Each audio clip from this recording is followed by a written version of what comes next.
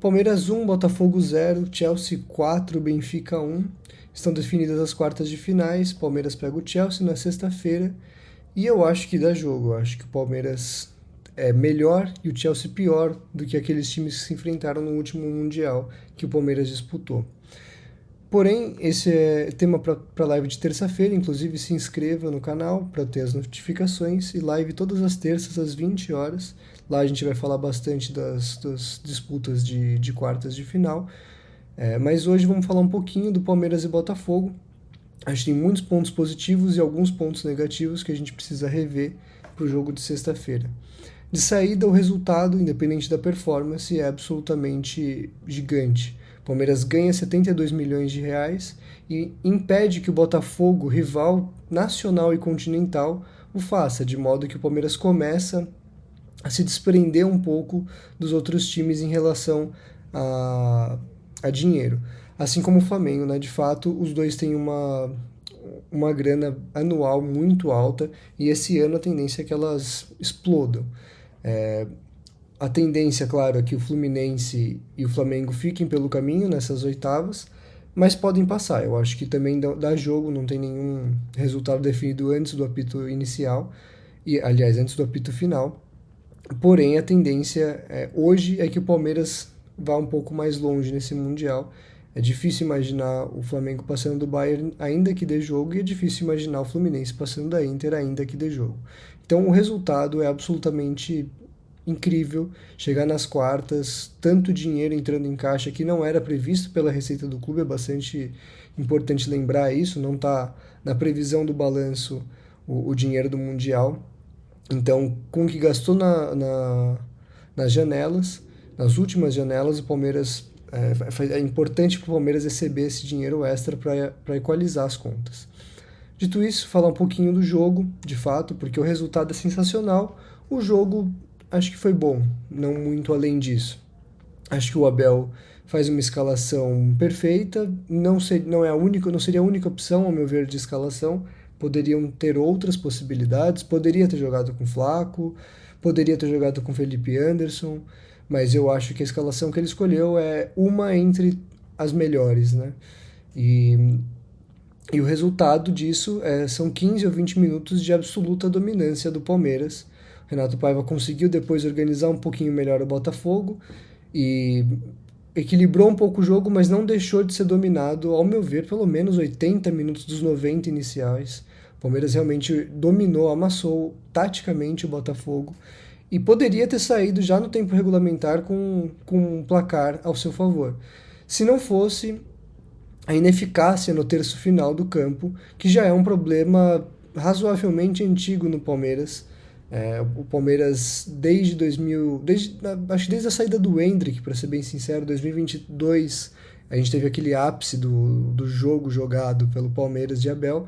Em 2023 a gente teve o Endrick, que de fato fazia toda a diferença lá na frente, mas ainda em 2023 a gente tem a fatídica volta, né, contra o Boca Juniors, em que o terço final realmente foi muito ruim e o Palmeiras não conseguiu se classificar então, e acho que continua sendo um dos grandes problemas do Palmeiras a ineficácia no final das jogadas. O Palmeiras dominou o Botafogo e não conseguiu fazer o gol.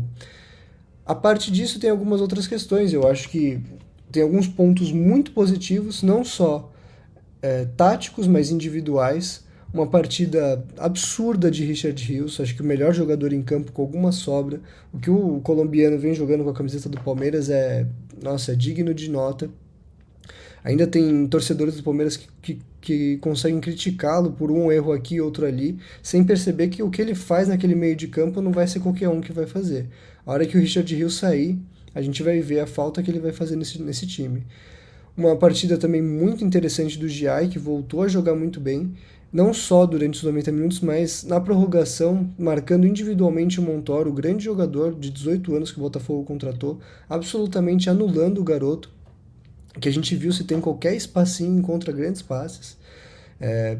Uma partida boa do Estevão, acho que a melhor partida dele do Mundial até aqui. Talvez eu não teria começado com ele por causa da declaração, um pouco do contexto, até tático do jogo, mas fez uma boa partida.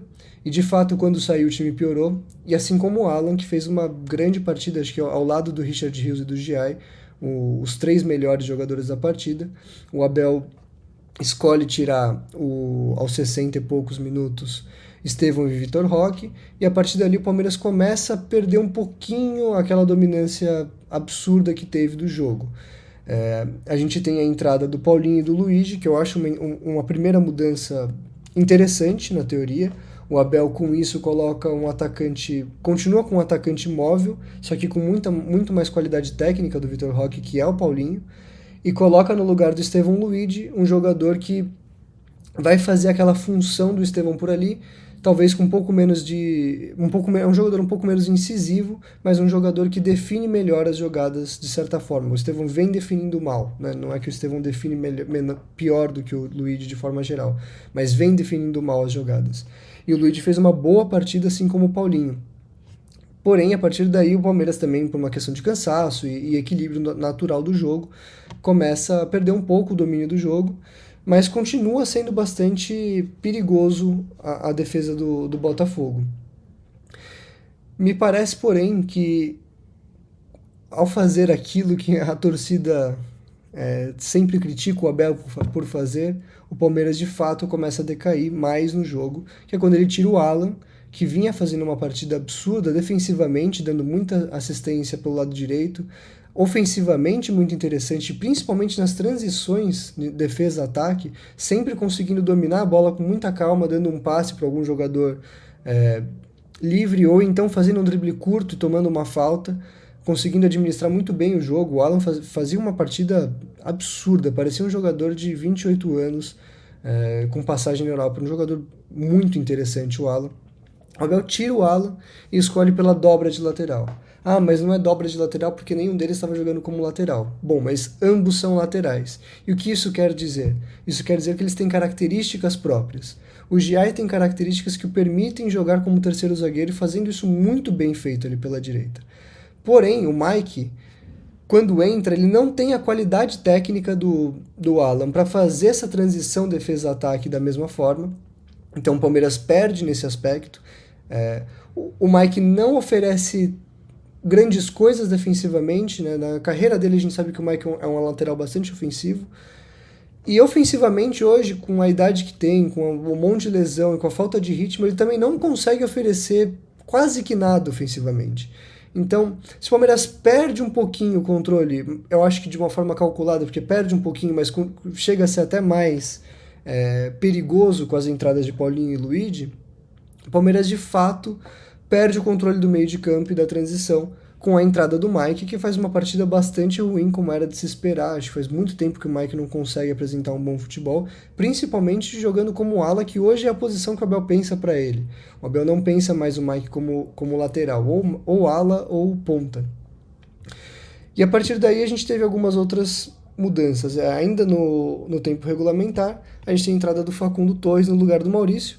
Acho que ambos fizeram uma boa partida, nada incrível. Eu acho o Maurício um ótimo jogador, finalizou mais de uma vez para o gol, finalizou bem, deu bons passes. Acho que foi um jogador bastante importante para essa construção e domínio ofensivo do jogo. E o Facundo é um jogador mais tático, como a gente tem visto já desde a chegada dele no Palmeiras. Organiza bem o time, dá estrutura tática para o time, mas tem alguma, não sei se dificuldade ou característica, a gente precisa ver mais do Facundo, talvez jogando pela direita, mas é um jogador que oferece muito pouco ofensivamente e individualmente falando. É um jogador que não vai criar grandes jogadas. Bom, a gente ainda tem a entrada do Aníbal Moreno no lugar do Emiliano Martinez, que é importante apontar que fez uma boa partida também. Aproveito também para falar da grande partida do Bruno Fux. A gente vê que nos movimentos ali, uma coisa a colar, é um jogador bastante fraco tecnicamente, mas fez uma partida muito interessante. Uma coisa que eu falo sempre aqui, que a gente tem, quando o time está organizado taticamente, um jogador nota 5 vira um jogador nota 8, que foi o caso do Bruno Fux. E quando a gente está desorganizado, um jogador nota 10 pode parecer um jogador nota 5, que foi o que aconteceu com o time inteiro contra o Inter Miami. A péssima noite do Abel Ferreira contra o Inter Miami fez com que os jogadores do Palmeiras parecessem jogadores amadores. Enquanto que hoje, com a grande organização tática, até jogadores que a gente sabe que são fracos tecnicamente jogaram muito bem. E por isso eu acho que é possível encarar o Chelsea, ainda que a gente não tenha Piquerez, ainda que a gente não tenha Gomes, Murilo, a gente conseguiria, com uma organização tática que a gente vai discutir melhor na live, um pouco o preparativo para o jogo contra o Chelsea. Vou dar algumas opções de escalação, como fugir desses desfalques, como compensar esses desfalques. Com uma certa organização a gente conseguiria manter um bom nível de jogo defensivo para encarar o Chelsea. Hoje foi a prova disso com o Bruno Fux. De todo modo, a gente tem o início da prorrogação e o Paulinho, logo no começo da prorrogação, ainda no primeiro tempo, numa jogada individual, no momento morno do jogo, ele depois fala em coletiva, sabia que o jogo em algum momento ficaria mais morno e aí seria talvez um momento para pontualmente intensificar o jogo e fazer alguma coisa, e foi o que ele fez. Ele passa no meio de dois zagueiros e chuta no cantinho do goleiro com uma qualidade e uma calma que fazia tempo que eu não via no Palmeiras. É tudo que eu critico aqui individualmente, né? Não taticamente, mas do Palmeiras, essa falta de calma e de controle, de qualidade técnica para o último passe. Discuti muito isso com vocês no jogo contra o Porto, como o Palmeiras dominou o Porto, mas chegava no último passe, era um passe curto demais, era um chute fraco, e o Paulinho de fato teve a calma para cortar, se eu não me engano, o Marlon Freitas e chutar no cantinho do gol. Eu acho que mesmo que se não tivesse o desvio do Alexander, eu acho que a bola entrava. Um belíssimo gol do Paulinho, que é um jogador diferenciado e vai fazer ainda muito pelo Palmeiras. O Abel confirmou na coletiva que ele vai operar depois do Mundial. E eu acho que o Palmeiras tem que se preocupar agora em ter o Paulinho 100% para o ano que vem, fazer uma recuperação com calma e voltar 100%, porque ele é um jogador que o Palmeiras simplesmente não tem no elenco. Muito mais jogador do que o Estevão hoje. Talvez o Estevão tenha até potencial para se tornar mais jogador, mas o Paulinho é muito mais desequilibrante no último terço, que é o que o Palmeiras não tem desde o Endrick.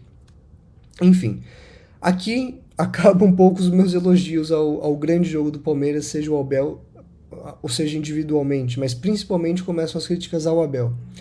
Paulinho faz o gol, eu tô até aqui com a cronologia do jogo para ser bem preciso, porque o Paulinho faz o gol aos 100 minutos, comemora o gol e aos 103 ele sai e entra o Mikael. Eu entendo absolutamente o Paulinho ser substituído, mesmo tendo entrado no decorrer do jogo, porque ele não pode jogar mais do que 30 minutos. Mas não dá para você, no momento em que você praticamente quebra as pernas do seu adversário, você faz um gol na prorrogação, quando o jogo já encaminhava para os pênaltis. Você não espera nem acabar o primeiro tempo da prorrogação, mais 2, 3 minutos, 4 minutos. Talvez você poderia, de fato, finalizar o jogo ali com um pouco de intensidade por 5 minutos que fosse, num momento em que o Botafogo necessariamente ia se mostrar desorganizado em campo. Tinha acabado de tomar o gol. Se o Palmeiras coloca a bola no chão, traria dificuldades e perigos ao Botafogo. O Abel tira o Paulinho de campo, coloca o Mikael, e o Palmeiras passa a ter 3 zagueiros em campo e 3 laterais. E nesse momento o Palmeiras não só perde qualquer possibilidade de acabar com o jogo ofensivamente, mas perde qualquer controle do meio campo também. E passa a sofrer num jogo que não precisava sofrer. O jogo vai pro intervalo da prorrogação e na volta o Gomes é expulso já quase no final, numa falta que eu acho que é muito mais mérito eu acho que não deveria ter sido expulso, mas acho que é mais mérito do Alexander Barbosa do que erro da arbitragem. Ele realmente conseguiu, ele cavou aquela falta e o segundo amarelo do Gomes. Mas o fato é que, independente de ter 11 contra 11 ou 10 contra 11, a partir do momento que o Abel abdica de jogar, ele passa a sofrer de um jeito que ele não precisaria sofrer. Palmeiras poderia controlar esse jogo, tendo posse de bola no meio e no meio ofensivo, não precisaria atacar e dar o contra-ataque ao Botafogo. O Palmeiras não fez isso em nenhum momento do jogo. Criticar essa postura do Abel de se recuar e aceitar o jogo ofensivo do Botafogo por quase 30 minutos não é indicar que eu gostaria que o Palmeiras atacasse e desse o contra-ataque ao Botafogo. Pelo contrário, o Palmeiras mostrou, deu uma aula de como controlar o jogo ofensivamente durante cento e poucos minutos. O Palmeiras praticamente não sofreu, atacou sem oferecer o contra-ataque, algo que talvez seja o grande ponto positivo desse Palmeiras. É um time que ataca com poucos jogadores, mas com jogadores incisivos e que sabem o que fazem ali, ainda que tenha muitos erros no terço final. Então, para mim é injustificável a estratégia final do Abel de tirar o Paulinho, colocar o Mikael e passar 30 minutos sofrendo. O Palmeiras não tomou gol por detalhe. Teve mais de uma oportunidade de Botafogo, e se toma o gol, o Palmeiras não teria grandes cobradores de pênalti no jogo, além de tudo. Então, realmente, o Abel, para mim, colocou tudo a perder quando ele faz essa substituição. Eu acho que ali era uma coisa bastante simples. Você mantém a estrutura do time, você tira o Paulinho e coloca o Flaco Lopes, você mantém o Facundo defendendo quase como um ala, só que você tem, a partir desse momento, o Flaco Lopes, que é um jogador justamente que vai brigar com os zagueiros e vai segurar essa bola no ataque. Ninguém imaginaria ali um segundo gol. Ninguém quer que um time jogue pro ataque depois de fazer 1-0 na prorrogação. Mas é um time que precisa ter alguma condição de segurar a bola no meio de campo e no ataque, de modo que não sofra por 30 minutos seguidos, com o time inteiro cansado e um outro time sem nada a perder. O Botafogo não mostrava nenhuma capacidade de, a partir ali do final do jogo, até que no começo, quando colocou a bola no chão, conseguiu fazer uma ou outra jogada. Mas o Botafogo não mostrava nenhuma capacidade de reação naquele momento. Então, para mim, não faz o menor sentido o Abel, primeiro, antes de tudo, tirar o Alan e colocar o Mike, que foi o começo do fim da dominância do Palmeiras. O Palmeiras ainda assim consegue o gol com o Paulinho, e aí o Abel comete um erro, para mim, crasso, que é tirar o Paulinho sem nem esperar a volta, né, do jogo, uma volta que o Botafogo estaria desorganizado, para colocar o Mikael e chamar o Botafogo para um final de jogo absolutamente sofrível do Palmeiras, que absolutamente desnecessário. Dito tudo isso, a balança é bastante positiva para o Palmeiras, porque apesar do sofrimento, apesar de tudo isso que eu falei sobre as mudanças do Abel, o Palmeiras saiu com um resultado que hoje era o mais importante.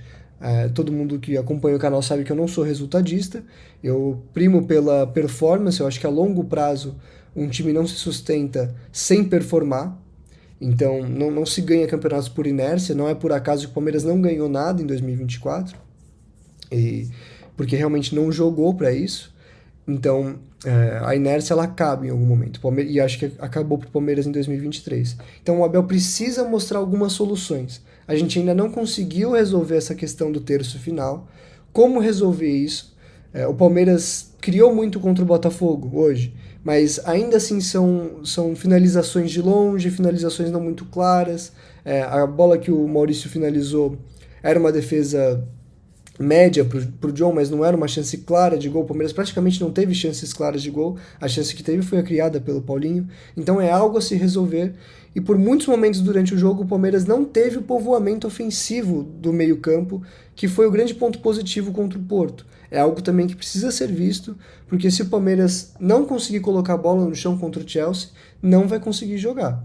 E vai precisar jogar, porque se sofreu e quase tomou gol contra o Botafogo em 30, contra o Chelsea, que tem muito mais qualidade individual, em 90 minutos, não vai ter condições de sofrer simplesmente como foi no último Mundial.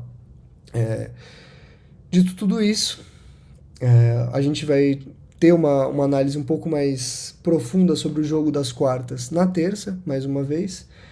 E fica agora alguns dias de paz e comemoração, porque o Palmeiras simplesmente está nas quartas de final do Mundial. Acho que a gente não esperava isso com um chaveamento que provavelmente levaria o Palmeiras ao Atlético de Madrid ou PSG. E agora torcer para um bom jogo contra o Chelsea e quem sabe encarar uma semifinal um pouco mais fácil do que o Manchester City. Secar o Manchester City contra o Al Hilal e quem sabe até o Flusão. Já pensou o Flu conseguir passar e chegar na semi e fazer uma semi contra o Palmeiras? Seria bastante interessante. Mas é isso. terça-feira que vem, às 8, a gente vai estar no canal para falar um pouquinho mais sobre o Mundial e analisar com mais profundidade as quartas de Palmeiras e Chelsea. Se inscrevam no canal, curtam o vídeo. Boa noite a todos.